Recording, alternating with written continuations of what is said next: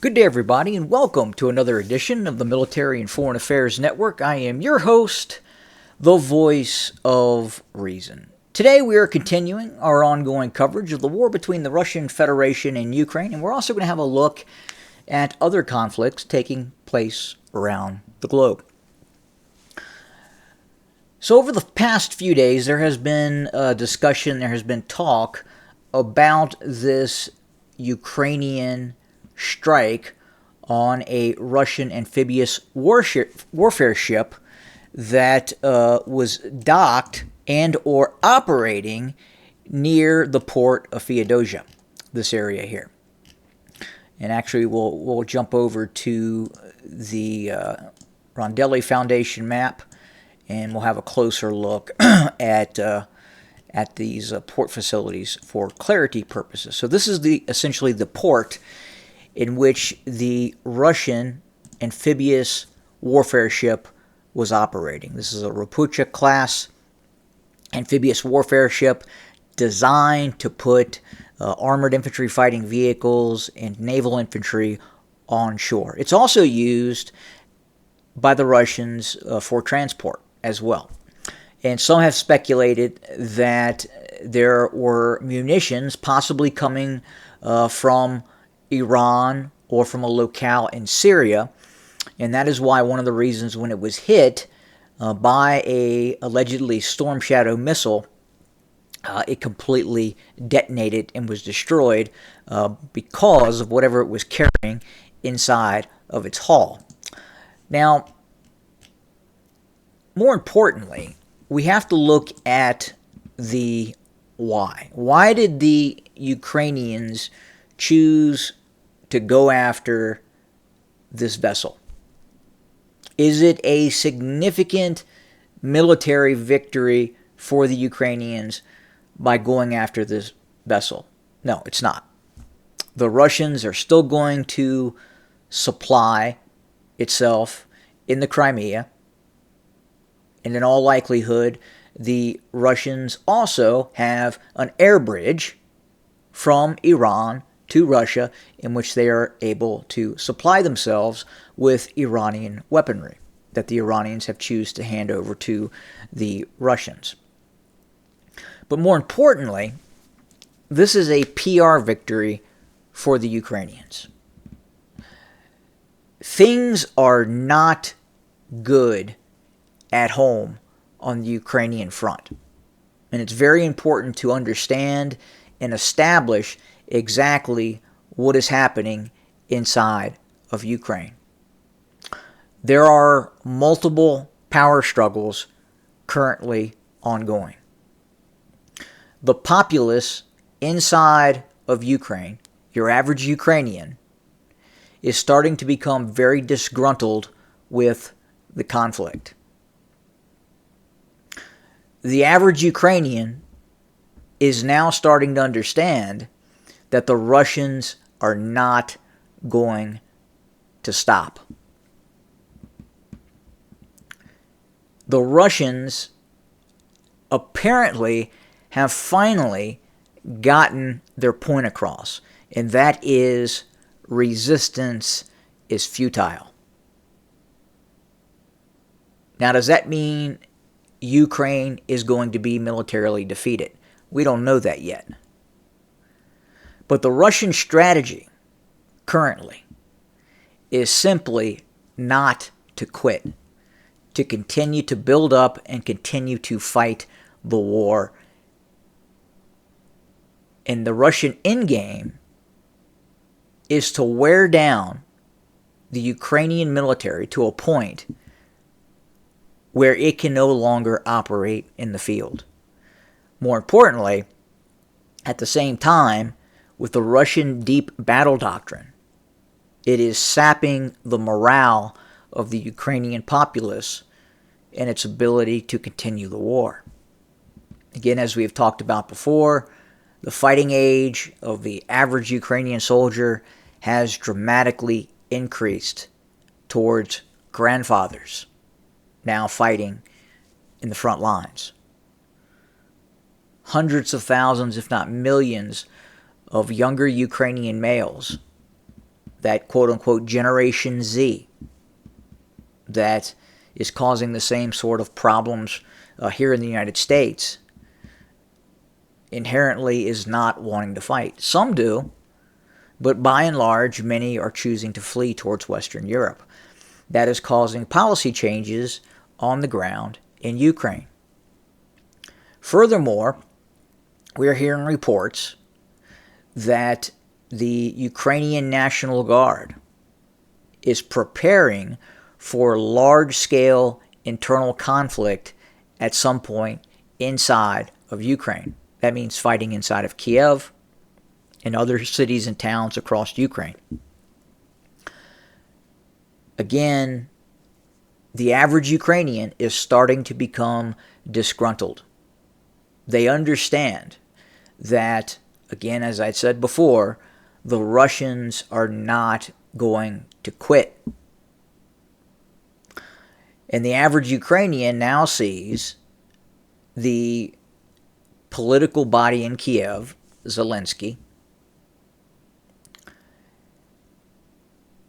being completely and utterly under the purview of Washington, under the direction of Washington, and he has no choice but to continue the war. At the same time, it's glaringly apparent that in Washington, here in the United States, in the White House, the Pentagon, they also understand that the Russians are not going to stop the conflict until they reasonably believe that they have defeated the Ukrainians. Washington, the United States, also understands that tensions are high in Ukraine, meaning the possibility of some sort of internal conflict while this war is going on is fairly high. Thus, that is why here in the United States, you're not seeing the same kind of support, especially in terms of weaponry being handed over to the Ukrainians. Analysts in Washington now believe it is highly probable that the Russians are going to continue the conflict until they win the war. So Washington has to ask itself the question, if we're going to hand over these weapons, what good is it going to do? If we start to see internal conflict take place inside of Ukraine, another revolution takes place, something happens on the ground, then what happens? No one can answer that question currently. But again, the situation inside of Ukraine is not good. And much of that is because of the casualties that the Ukrainians have taken. The average Ukrainian male that once was volunteering for military service is no longer seeking to join the Ukrainian military. So thus we have this universal conscription being done by the Ukrainian state. Meaning if you are a male between the age of 20 all the way up to the age of 60, then you're fair game. They will snatch you up and they will take you to a recruiting depot. They will train you and they will put you in a position where the Ukrainian military deems you fit. And that's what's happening. Gone are the days of the average Ukrainian volunteering. That bus has left the station. And now we're seeing a war in which 50, 60-year-old men are the average Ukrainian fighting soldier. And obviously that is concerning for a number of different reasons. Now, the Ukrainians launched this recent operation designed to attack and destroy said Russian landing ship. It started essentially several days ago. We believe the Ukrainians started to forward deploy surface-to-air missile batteries, Patriot surface-to-air missile batteries, not obviously near the line of contact, but at some distance behind the line of contact, which could be used to engage and destroy Russian fighter planes. Su-30s, Su-35s, Su-34s, and it is reported that over the last week or so, the Ukrainians were able to engage and shoot down some Russian aircraft with those Patriot missile batteries. Now, that was all designed for the Ukrainians to eventually launch two Su-24, two Su-24s, armed with Scalp and or Storm Shadow cruise missiles. These are very effective weapon systems built and produced in the United Kingdom. The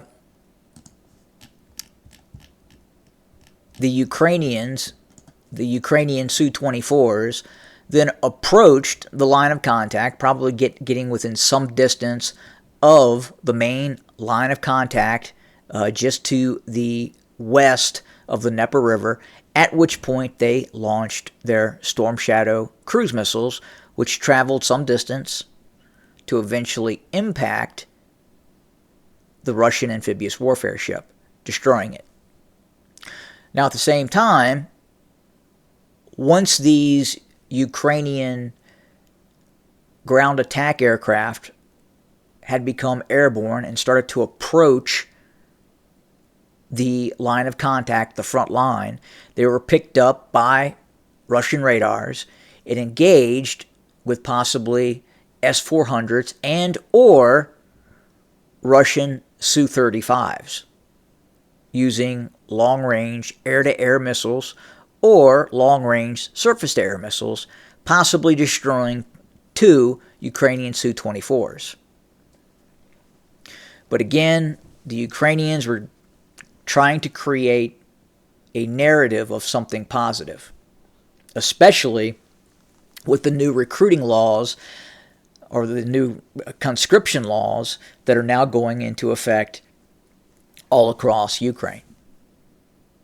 So very interesting to see what's going to happen in the coming days and weeks as the war continues, as the average Ukrainian becomes disgruntled with the conflict and does not want to go to the front line. So it's going to be more than just an issue of the Ukrainians not having ammunition. It is going to be trying to fight the Russians with a weakened pool of manpower that has very low morale. That's where we're heading on for this. And that's ultimately where you could eventually see a collapse of the Ukrainian military, and you could also possibly see some sort of internal upheaval taking place inside of Ukraine. And the United States knows this. And the United States right now could be looking as Ukraine being a loss. And I think at this point the United States is asking itself, well, what is more important? Is Ukraine more important to the United States, or is Taiwan more important to the United States? And that leads us into the Taiwan question. The United States cannot lose Taiwan to the Chinese. The chip sector, the microprocessor sector inside of Taiwan is too important for the United States economy, too important for the world economy. But at this point, the United States is very well aware that the Chinese do not have currently the capability of launching an effective an effective amphibious operation in seizing Taiwan. The Chinese do not have that capability. This is a very large island, a very large mountainous island with mountains in the center and flat plains in the west. And this is most likely where the Chinese would attempt to conduct landing operations. Now, the big issue for the Chinese would not ultimately being able to land forces or approach the island of Taiwan. They may be able to do that. It's not guaranteed. But the problem for the Chinese is going to be establishing a port to then supply its army that would then try to subjugate the island nation of Taiwan. There's 20 million people that live on this island. It has a very capable armed forces, a much more advanced armed forces than what we were initially able to see the Ukrainian military field. Taiwan actually has an air force. They have a thriving tech industry. They have a thriving weapons industry. So if the Chinese were to gain control over one of these ports, the question is would they be able to continue to control this port to supply their army? And the answer to that is probably not. Given the way warfare has changed over the last 10 years in terms of precision-guided munitions, drones, very accurate artillery fire, the Chinese would not be able to establish a permanent port and supply its forces in the field. Compounding that, said operation to even land on Taiwan would become incredibly difficult. It is not an absolutely known variable that the Chinese would be able to accomplish this mission. The Chinese don't know that yet. And the big problem for the Chinese is not the American aircraft carrier. It is not the American B-2 bomber. It is not the F-22 Raptor. It is not the F-35 Lightning II. It is the Virginia-class submarine. And just 10 of those submarines operating near Taiwan, going against Chinese naval vessels, other submarines.